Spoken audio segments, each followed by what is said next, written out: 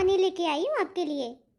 बहू, पानी ठंडा तो नहीं लाई हो? तुम्हें पता है ना फ्रिज का पानी पीने से मेरा गला खराब हो जाता है।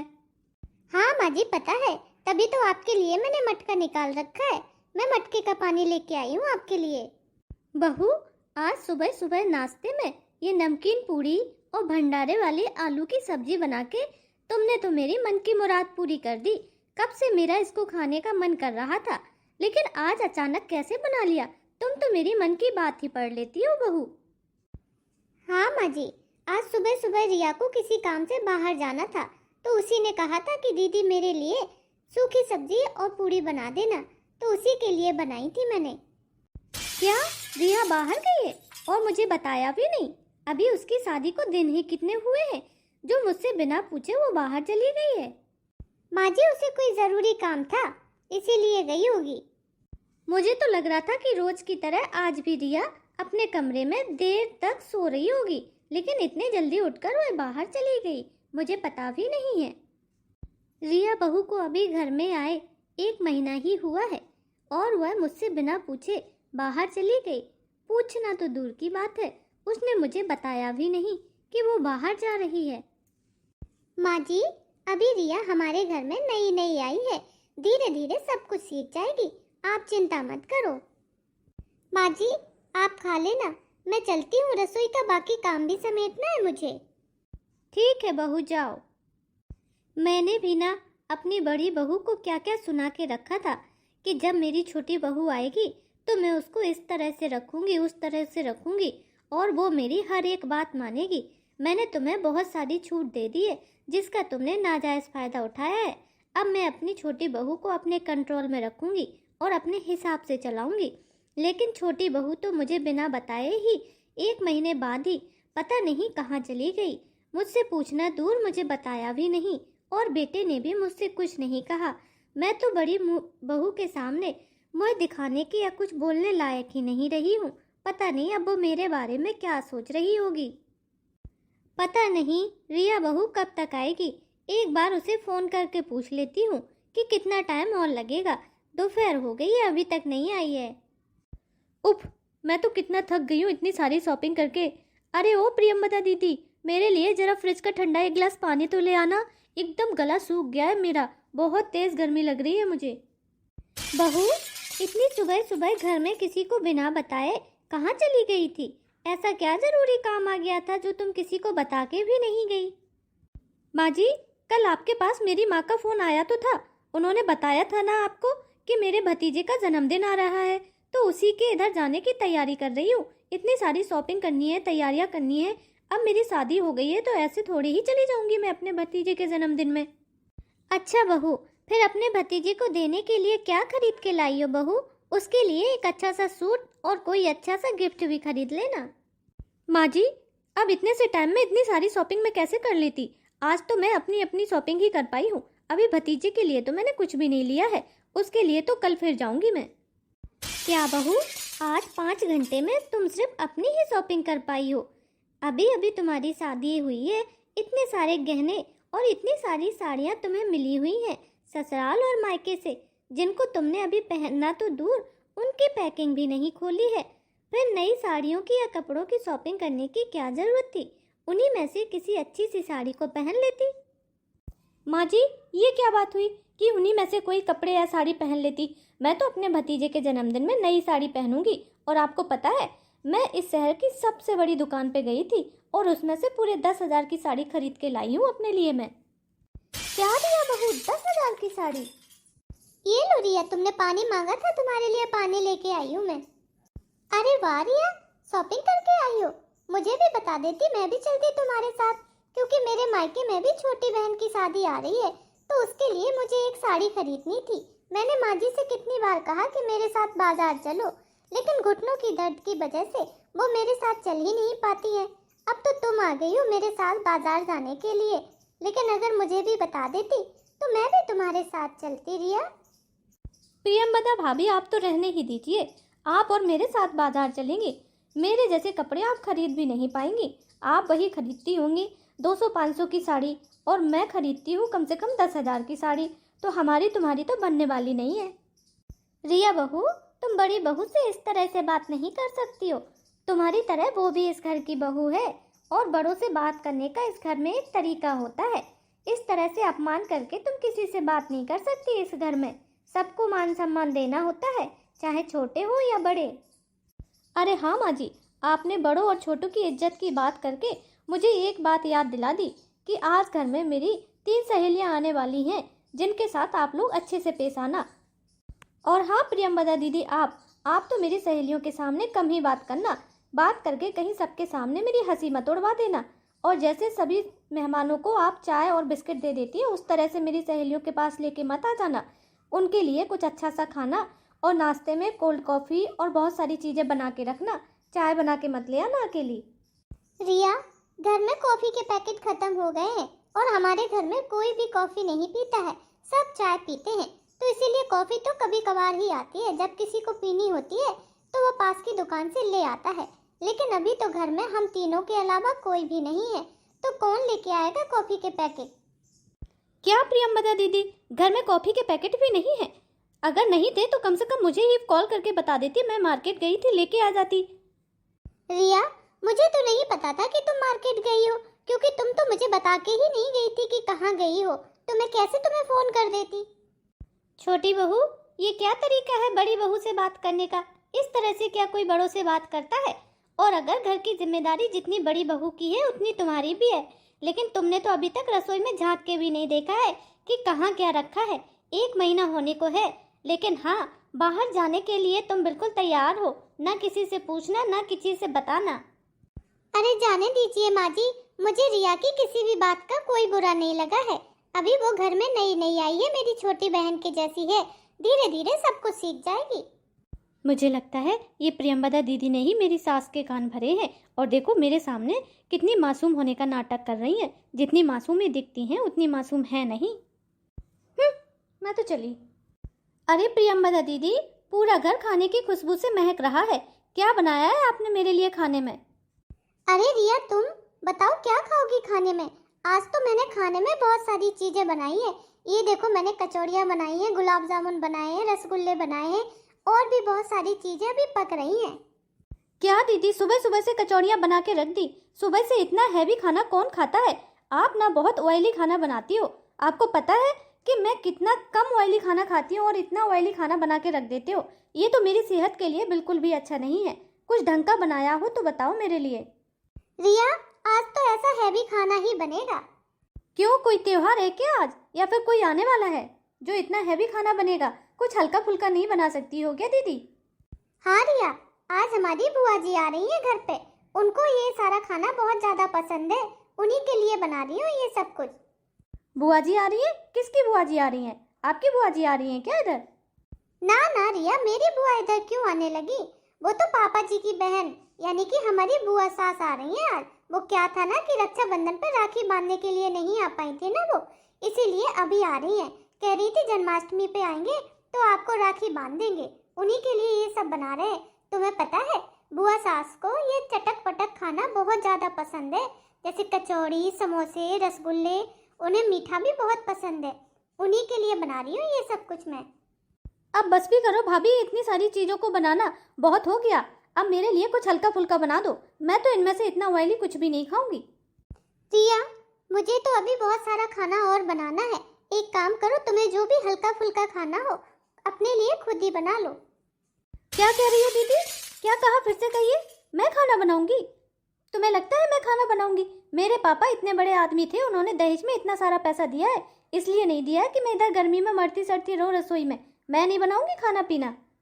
रिया, आज तो मुझे तुम्हारे लिए अलग से बनाने के लिए बिल्कुल भी टाइम नहीं है, क्योंकि पूजा का दिन है, बुआ जी भी आ रही है, तो बहुत सारा खाना बनाना अभी बाकी है। एक काम करो, तुम्हें हैवी नहीं खाना है तो फ्रिज में कुछ फल रखे हैं, उनको काट के खा लो। प्रियंवदा बहू, ये रसोई में क्या शोर मचा रखा है? तब से देख रही हूँ, पूजा भी नहीं करने देते हो शांति से तुम लोग। बस बोले जा रहे हो, बोले जा रहे हो। इतना तेज तेज बोलते हो कि पूजा में ध्यान भी नहीं लगता है मेरा। तो क्या बात हो गई है? इतना तेज तेज क्यों चिल्ला रही हो दोनों? अरे देखिए ना माँ जी, ये प्रियंवदा दीदी ने कितना हैवी और ऑयली खाना बनाया है। मैं ऐसे खाने को नहीं खा सकती हूँ। मैं कह रही हूँ कि मेरे लिए कुछ हल्का फुल्का बना दो, तो मना कर रही है। छोटी बहू, बड़ी बहू सही तो कह रही है। उसने सुबह से देखो कितना सारा काम किया है, रसोई में कितनी सारी चीजें बनाई हैं। तुम्हें भी आके उसका हाथ बटाना चाहिए, लेकिन नहीं, तुम तो उससे अपने काम करवाने के लिए जिद पे अड़ी हो। और बहू, आज बुआ सास आने वाली हैं, तो तुमने ये क्या कपड़े पहन रखे हैं? ढंग के कपड़े पहन लो, वो तुम्हें पहली बार देखेंगी। अगर इस तरह से देखेंगी तो चार बातें करेंगी। माँ जी, क्या खराबी है इन कपड़ों में? बहू, मुझे तो इन कपड़ों में कोई खराबी नहीं दिखती है, लेकिन बुआ जी पहली बार आ रही हैं, वो जरा पुराने ख्यालात की हैं। वो इस तरह से तुम्हें देखेंगी तो चार रिश्तेदारी में चार तरह की बातें करेंगी, और मैं नहीं चाहती कि मेरी बहुओं की कोई बुराई करे, इसीलिए ढंग के कपड़े साड़ी पहन लेना। अरे ओ बिमला, कहाँ हो? देखो हम आ गए। लगता है बुआ जी आ गई हैं। अब तुम लोग सारी जल्दी से तैयारियां तो कर लो। हाँ आई जिज्जी, अभी आ रही हूँ। काहे बिमला, तुम्हारे घर में दो दो बहुएं आ गई हैं, फिर भी रसोईया में ही घुसी रहती हो। अरे नाना जिज्जी आई, ऐसी कोई बात नहीं है। जल्दी से आना तुम दोनों तैयार होकर के, और हाँ, बुआ जी से अच्छे से बात करना, उनके पैर भी छूना। अरे बिमला भाभी, अब तो तुम्हारे घर में खूब सुखी सुख हो गए होंगे, तुम्हारी दो दो बहुएं जो आ गई हैं। पाए लागे बुआ जी। खुश रहो छोटी बहू रिया, खुश रहो। बुआ जी पहली बार घर आई हैं, आज मैं बुआ जी को इम्प्रेस करके ही रहूंगी। इन्हें भी बता दूंगी कि बड़ी बहू नहीं, घर की छोटी बहू सबसे होशियार और समझदार है, जिससे बुआ जी हमेशा मेरी ही तारीफ करें। और आज तो मैं ये बुआ जी को प्रूफ करके ही रहूंगी। मम्मी जी बड़ी दीदी की बड़ी तारीफ करती हैं, लेकिन आज पता चलेगा कि कौन समझदार है। ये लो बुआ जी, कचौड़ियाँ खाओ। मैंने बनाई है अपने हाथों से ये कचौड़ियाँ। मम्मी जी बता रही थी कि बुआ जी को कचौड़ियाँ बहुत ज़्यादा पसंद है, इसीलिए आपके पसंद की खासकर मूंग की दाल की कचौड़ियाँ बनाई है मैंने। कचौड़ियाँ तो मैंने बनाई है, फिर ये रिया झूठ क्यों बोल रही है बुआ जी के सामने? ये तो मम्मी जी ने भी देखा है कि कचौड़ियाँ और घर का सारा खाना मैंने ही तैयार किया है। खैर, अभी बीच में बोलूँगी तो फिर रिया की बेइज्जती हो जाएगी, अभी चुप ही रहती हूँ। बाद में ही इस बारे में रिया से बात करूँगी कि उसने झूठ क्यों बोला। हाँ हाँ बहू, तुम्हारी सास ने सही कहा, मुझे कचौड़ियाँ बहुत पसंद है, और खासकर दाल की कचौड़ियाँ। बुआ जी, ये गुलाब जामुन भी खाइए ना, मैंने आपके लिए बनाए हैं इनको। अरे हाँ प्रियंवदा बहू, तुम्हारे हाथ के गुलाब जामुन का स्वाद तो मैं कभी भी नहीं भूल सकती हूँ। इतने स्वादिष्ट और नरम गुलाब जामुन बनाती हो कि हलवाई भी फेल है उसके सामने। दीदी ने खाना बना बना के सबको अपने काबू में करके रखा हुआ है। अब मैं भी देखती हूँ, मैं आ गई हूँ, कैसे कर पाती हैं। बुआ जी, मैं आपके लिए खाना भी लगाती हूँ, क्योंकि खाने का टाइम हो रहा है। हाँ बहू, अपने पापा जी को भी पूछ लेना खाने के लिए, क्योंकि वो भी खाने का इंतजार कर रहे हैं। फिर सबके लिए इकट्ठा ही खाना लगा दो। ठीक है माँ जी। रिया बहू, तुम भी रसोई में बड़ी बहू की सहायता कर दो जाके। अब मुझे बुआ जी के सामने रसोई में काम करने का दिखावा भी करना पड़ेगा, लेकिन बुआ जी की नज़रों में अच्छा बनना है तो ये सब तो करना ही पड़ेगा मुझे। और बताओ बिमला भौजाई, छोटी बहू के साथ कैसे चल रहा है? कैसा स्वभाव है छोटी बहू का? अब तो उसे इस घर में 1 महीना हो गया आए हुए। हाँ जिज्जी, ठीक ही चल रहा है। क्यों बिमला बहू ऐसे क्यों कह रही हो? अब तो छोटी बहू तुम अपनी पसंद की लाई हो, बड़ी बहू को तो मैं चुनकर लाई थी, तो तुम्हारी शिकायत ही रहती थी कि बुआ जी ने गांव की लड़की से मेरे बेटे की शादी करा दी। मैं अपने मन की लाती पढ़ी लिखी शहर की लड़की तो अच्छा होता। अब तुम छोटे बेटे की बहू पढ़ी लिखी और शहर की लाई हो। कैसा चल रहा है अब सब कुछ? हाँ जिज्जी।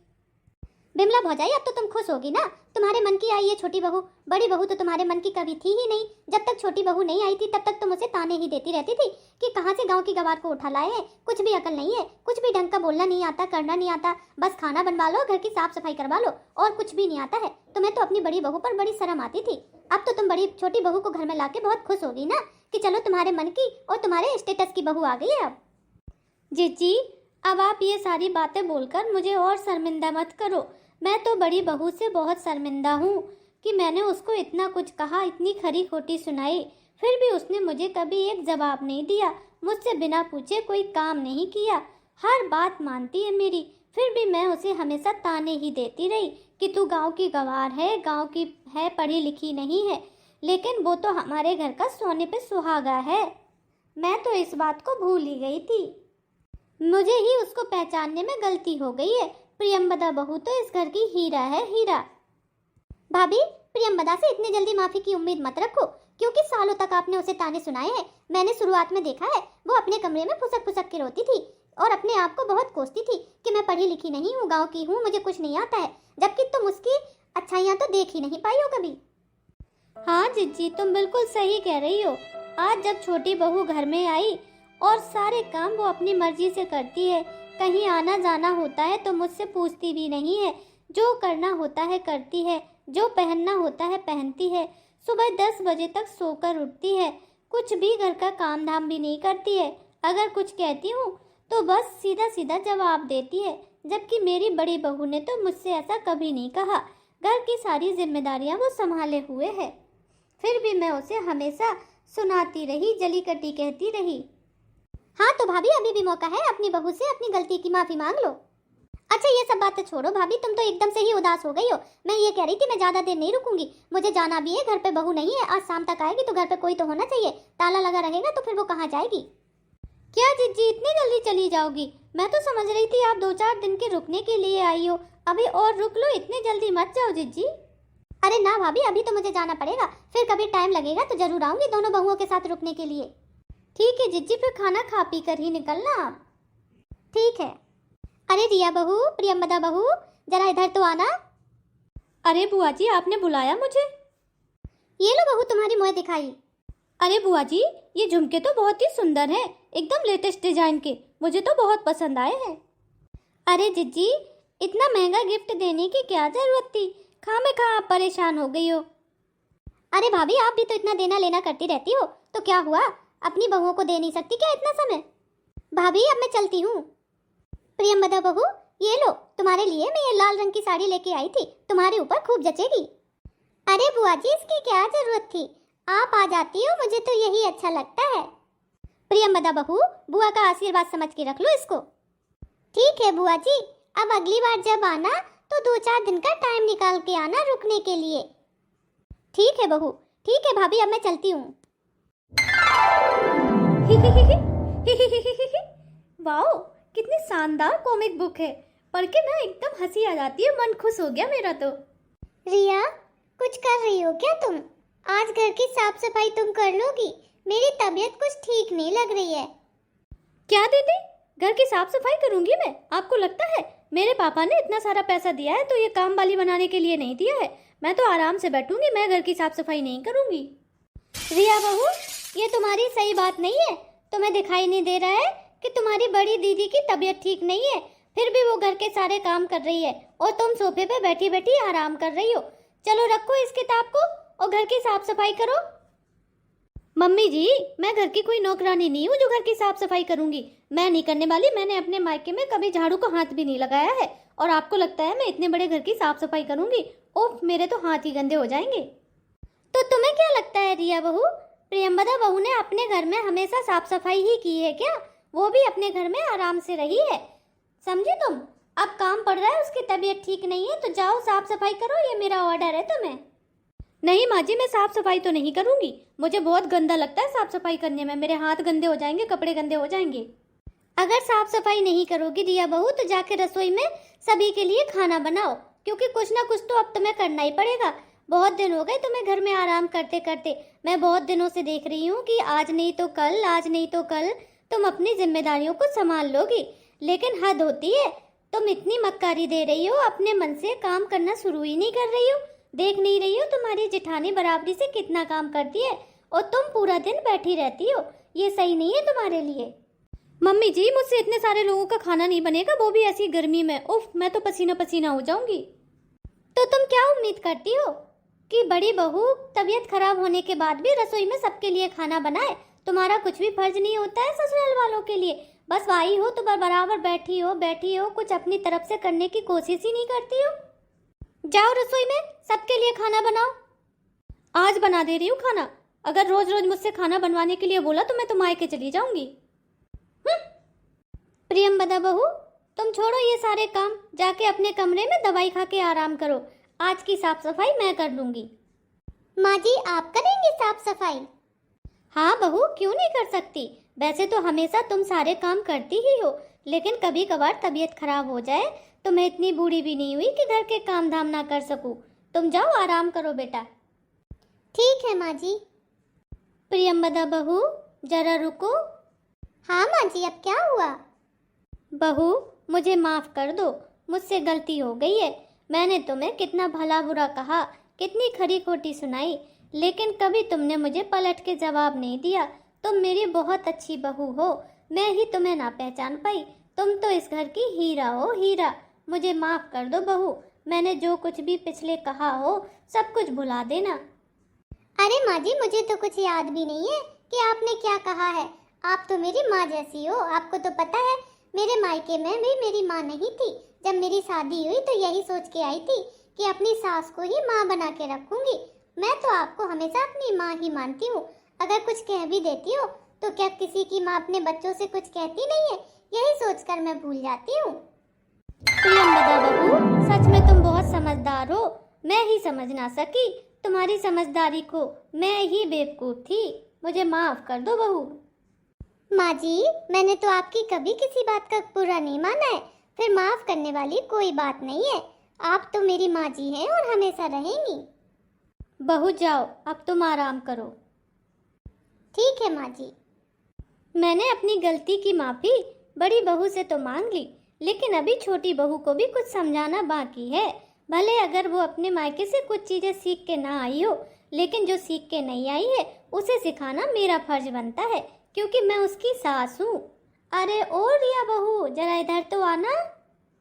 हाँ माँ जी, किस लिए बुलाया है मुझे? बहू, तुमसे कुछ कहना था मुझे। हाँ बोलो माँ जी, क्या कहना है? जल्दी बताओ। फिर मैंने कुकर में दाल भी चढ़ाई है, चावल भी रखने हैं, दाल चावल बना रही हूँ। देखो बहू, मेरी बात का बुरा मत मानना। बड़ी बहू को इस घर में आए हुए 6 साल हो गए हैं। 6 साल से लगातार वो अकेले पूरे घर के काम कर रही है और कभी उसने कोई शिकायत नहीं की है। अब तुम्हें इस घर में आए हुए 8 महीने हो गए हैं और 8 महीने से वह तुम्हारे भी सारे काम कर रही है, कभी कोई शिकायत नहीं करती है। लेकिन तुम भी तो सोचो ना कि तुम उसकी देवरानी हो, तुम्हारा भी इस घर में फर्ज बनता है, इस घर की बहू हो, आधे काम करने का, है ना बहू? हाँ माँ जी, बनता तो है मेरा भी फर्ज। हाँ बहू, तो इसीलिए तो कह रहे हैं कि घर के कुछ कामों का बंटवारा कर लो। आधे काम तुम कर लिया करो, आधे काम बड़ी बहू कर लिया करेगी। तुमसे पूरे काम करने के लिए कौन कह रहा है? आधे आधे काम बांट लो तो घर के काम भी आसान हो जाएंगे और किसी पे पूरा बर्डन भी नहीं पड़ेगा। और तुम क्या बोल रही थी, मायके चली जाओगी? बेटा, मायके में किसी की पूर पड़ी है क्या? मायके जाके क्या करोगी? ससुराल में ही सभी रहते हैं। तुम मायके चली भी जाओगी, 4 दिन रुकोगी, 10 दिन रुकोगी, ज़्यादा से ज़्यादा 4 महीने रुकोगी। उसके बाद मायके में भी आस पड़ोस के और रिश्तेदार ताना देने लगेंगे कि तुम ससुराल क्यों नहीं जाती हो। तो अच्छा है अपने ससुराल में ही रहो और थोड़े बहुत काम धाम सीख लो, उसमें कोई बुराई नहीं है। सभी अपने ससुराल में काम करते हैं। हाँ माँ जी, तुम सही कह रही हो। मायके में जाने से 4 लोग ही हमें ताना देंगे। इससे अच्छा है कि अब मैं अपने ससुराल के ही काम कराने लगूं और प्रियंवदा दीदी का भी हाथ बटाने लगूं। मैं भी यही सोच रही हूँ माँ जी। अब मैं प्रियंवदा दीदी के साथ रोज काम कराऊंगी। ठीक है बहू, बहुत खुशी हुई कि तुम्हें मेरी बात समझ में आ गई।